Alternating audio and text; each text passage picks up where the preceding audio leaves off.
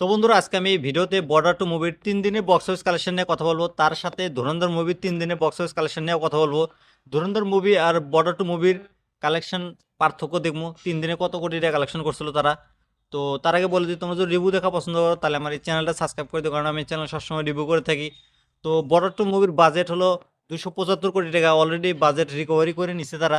এখন যেটা কালেকশন হইতেছে সেটা প্রফিটে যাইতেছে। তো বর্ডার টু মুভির প্রথম দিন বক্স অফিস কালেকশন নিয়ে কথা বলি।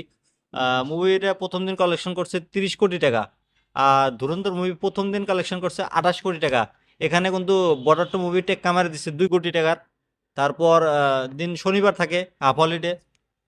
তো শনিবার দিন বর্ডার টু মুভি কালেকশন করছে 36 কোটি টাকা, আর ধুরন্ধর মুভি কালেকশন করছিল 32 কোটি টাকা। এখানেও কিন্তু বর্ডার টু মুভি টেক কামাইলো 4 কোটি টাকা বেশি কামাইছে বর্ডার টু।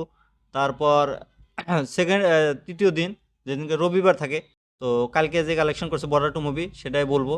54 কোটি টাকা কালেকশন করছে, কিন্তু একটা বিশাল বড় অ্যামাউন্ট কালেকশন করে দিছে কালকে। আজকে তো আরো আজকে তো আরো বহুত বড় অ্যামাউন্ট দেওয়ার চান্স থাকবো, কারণ যেভাবে কালেকশন করতেছে আর বুক মাই শো যেভাবে টিকিট সেল হইতেছে, পার ঘন্টা 70 থেকে 80 হাজার টিকিট বেচতেছে কিন্তু বর্ডার টু মুভি। তো প্রথম দিন তৃতীয় দিন 54 কোটি টাকা কালেকশন করছে বর্ডার টু মুভি। আর ধুরন্ধর মুভি তৃতীয় দিন কালেকশন করছে 43 কোটি টাকা। এখানে কিন্তু 11 কোটি টাকা বেশি কালেকশন করছে বর্ডার টু মুভি। এখানে বর্ডার টু মুভি টেক কামাইলো। ওই হিসেবে কিন্তু border two movie negative review পাইছে, তাও কিন্তু মুভিটা খুব ভালো চলতেছে। ধুরন্ধর মুভি ভালো রিভিউ পাইছিল, যেহেতু কালেকশন তখন ভালোই করছিল এটা। তো ওই হিসাবে কিন্তু বর্ডার টু মুভি কালেকশন বেশি করছে। তো বর্ডার টু মুভি 3 দিনে কালেকশন করছে 121 কোটি টাকা, আর ধুরন্ধর মুভি 3 দিনে কালেকশন করছিল 103 কোটি টাকা। ওই হিসাবে কিন্তু তোমার 18 কোটি টাকা বেশি আছে। তো বর্ডার টু মুভি 3 দিনে ওয়ার্ল্ড ওয়াইড কালেকশন করছে 160 কোটি থেকে 70 কোটি টাকা পর্যন্ত। আর তোমরা যদি এই মুভির রিভিউ এখনো দেখো নাই, আমার চ্যানেলে যাও, আমি এই মুভির রিভিউ করে দিছি।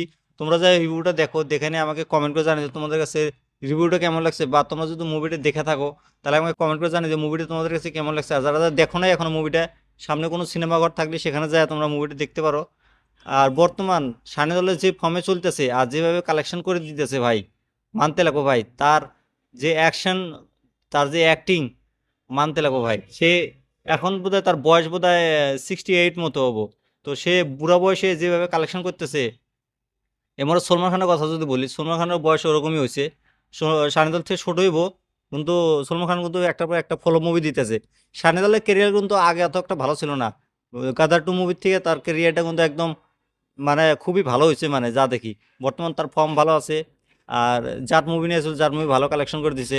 মানে এখন মানে সানিদল একটা সোনার চিড়িয়া, যেটা ওকে বলে। যে মুভিতে হাত দেবো সানিদল সে মুভি হিট হবই ভাই।